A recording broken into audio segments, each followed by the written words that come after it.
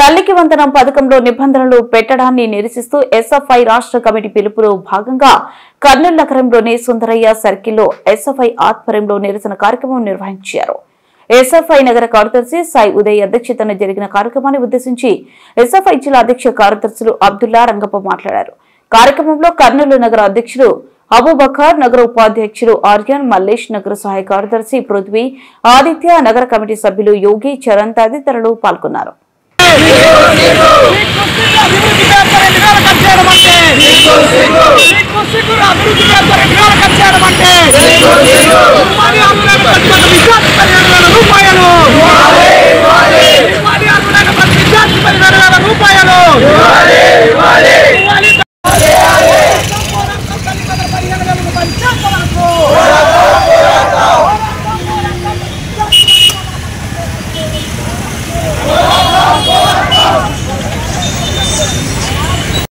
రాష్ట్ర వ్యాప్తంగా తల్లికి వందనం కింద ప్రతి విద్యార్థికి 15,000 రూపాయలు ఇవ్వాలనేసి ఎస్ఎఫ్ఐ డిమాండ్ చేస్తూ ఈ నిరసన కార్యక్రమం చేయడం జరుగుతుంది.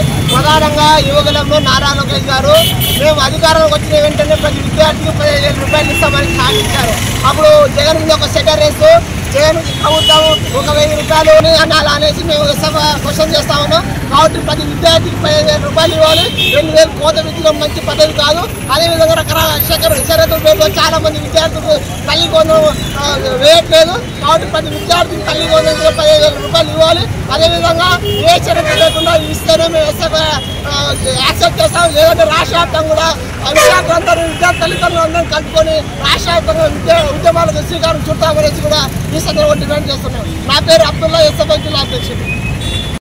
కూటమి ప్రభుత్వం సూపర్ 6 విధానాన్ని అమలు చేస్తాం. ఆ పథకాలన్నింటినీ కూడా ప్రతి ఒక్కటి కూడా అమలు చేస్తామని చెప్పారు. అందులో భాగంగానే గతంలో కూడా విద్యా సంవత్సరం ప్రారంభంగానే సూపర్ 6లో భాగంగా ఉన్నటువంటి తల్లికి వందనం పథకం అమలు చేయాలని చెప్పేసి పెద్ద ఎత్తున విద్యార్థులు అయితేనేమి, విద్యార్థి సంఘాలకు అయితేనేమి మేము నిరసన కార్యక్రమం చేపట్టాం. అదిగో వేస్తాం, ఇదిగో తల్లికి వందనం అమలు చేస్తామని చెప్పినటువంటి కూటమి ప్రభుత్వం నేడు అంటే ఈ విద్యా సంవత్సరం ఈ 2వ సంవత్సరం విద్యార్థులను కూడా తల్లికి వందనం పథకం అమలు చేస్తామని చెప్పారు. కానీ నిన్న సీఎం గారు మాట్లాడుతూ 65 లక్షల మందికి మేము తల్లికి వందనం అమలు చేస్తామన్నాం. ప్రతి ఒక్కరు కూడా లబ్ధిదారులు కూడా ఎవరికి కూడా నష్టం లేదు అనేది చెప్పారు. కానీ యూడిఐఎస్సీగా అందులో చూస్తే 85 లక్షల మంది విద్యార్థులు పాఠశాలల్లో చదువుతున్నారని చెప్పేసి కూడా సమాచారం నడుస్తాను. మీరెందుకు ఏ క్రైటీరియా కింద ఈరోజు మీరు 65 లక్షల్ని చేశారని చెప్పేసి కూడా అడుగుతున్నాం. అంటే ప్రభుత్వంలో విద్యార్థులకు సంబంధించి సరైనటువంటి అవగాహన లేదు, లేదా సరైనటువంటి సమాచారం లేదు.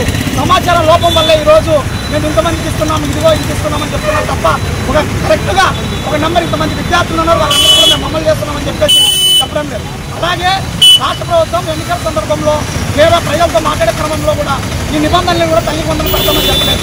ఏవైతే 70 అటెండెన్స్ కానీ, లేదా 300 యూనిట్ కాల్సే కానీ, లేదా 4 వీలర్లు ఉంటే కానీ, లేదా ఈజీని మనసు పడే వాళ్ళకి మేము తల్లికి వందనం ఇవ్వమని చెప్పేసి కూడా ఇలాంటి నిబంధనలు కూడా ఏమీ పట్టలేదు.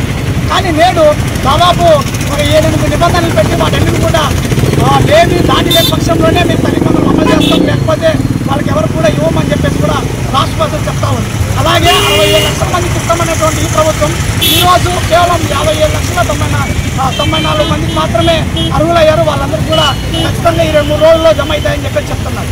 ఒకవైపు అలా చెప్పడము, మళ్ళీ 30 ఏళ్ళగా సచివాలయంలో ఏమైనా సైంటిఫిక్ ప్రాబ్లం ఏమన్నా ఉంటే వాటన్నీ కూడా సాంకేతిక ప్రాబ్లంని మీరు ఫేస్ చేసుకుని